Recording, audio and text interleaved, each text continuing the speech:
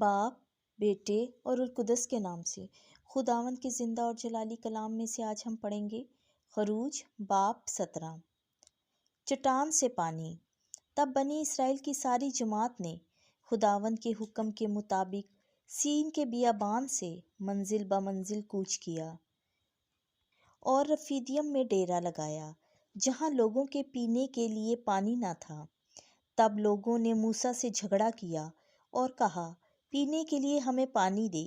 موسیٰ نے کہا، تم میرے ساتھ کیوں جھگڑتے ہو اور کیوں خداوند کو آزماتے ہو؟ وہاں لوگ پانی کے پیاسے ہوئے اور موسیٰ پر کڑکڑائے اور کہا، تو ہمیں مصر سے یہاں کیوں لایا تاکہ ہمیں اور ہمارے لڑکوں اور ہمارے مویشیوں کو پیاس سے ہلاک کرے؟ تب موسیٰ نے خداوند سے فریاد کر کے کہا، میں ان لوگوں سے کیا کروں؟ ابھی تھوڑی دیر میں وہ مجھے سنسار کریں گے۔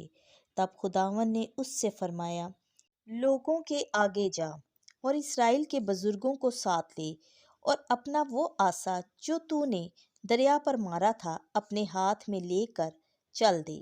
دیکھ، میں وہاں تیرے آگے حوریب میں چٹان پر کھڑا ہوں گا، تو اس چٹان کو مارنا، تب اس میں سے پانی نکلے گا تو لوگ اسے پئیں گے۔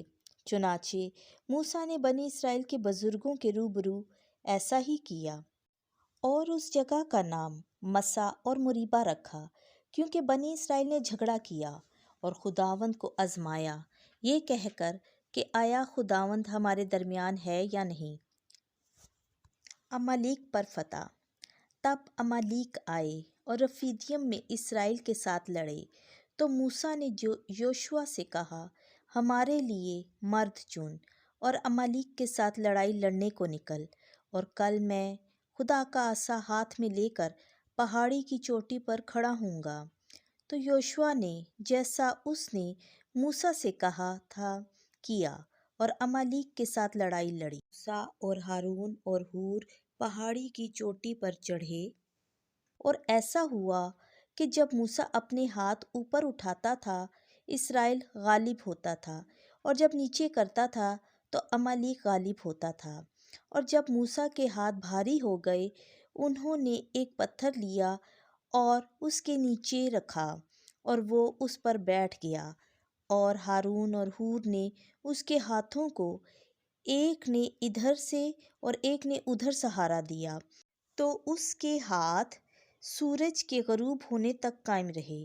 اور یوشوا نے عمالیق اور اس کے لوگوں کو تلوار کی دھار سے شکست دی۔ اور خداوند نے موسیٰ سے فرمایا کہ یادداشت کے لیے اسے کتاب میں لکھ رکھ اور یوشوا کے کان میں کہہ دے، کیونکہ میں عمالیق کا ذکر آسمان کے نیچے سے مٹا دوں گا۔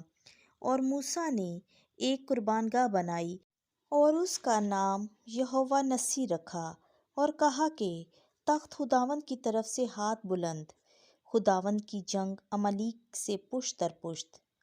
خداوند کے زندہ اور جلالی کلام کا پڑھا، سنا اور سمجھا جانا ہم سب کے لیے باعث برکت ہو، آمین۔